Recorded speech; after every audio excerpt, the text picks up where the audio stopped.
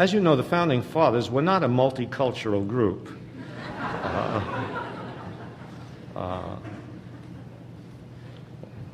No women, no Native Americans, no blacks, and virtually no poor people. There was a 55, 53 maybe, 53 and a half rich white men who, as Charles Beard put it rightly, despite all the criticism he took for saying this, reflected the interests of the propertied classes.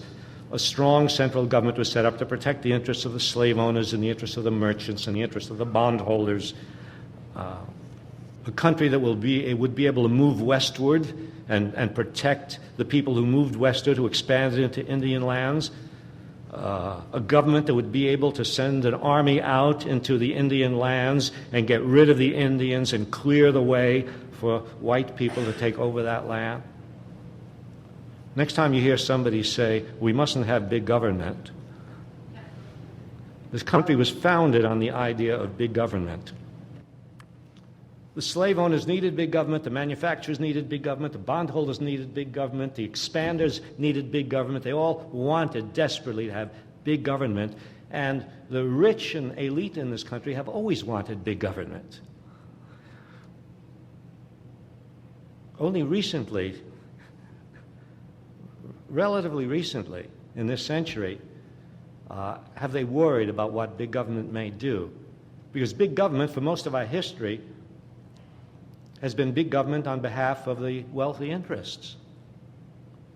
We've had a welfare state in this country for a very long time, but most of the welfare was given to powerful and rich corporations. It wasn't called welfare, you see.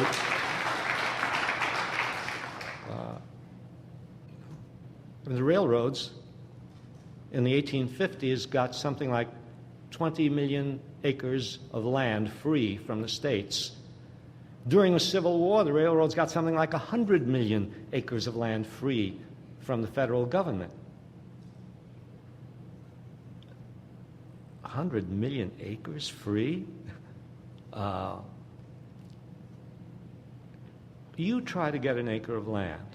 One, just tell the government you want just a little bit of land, 1 acre. They did it for the Union Pacific. They can do it for me.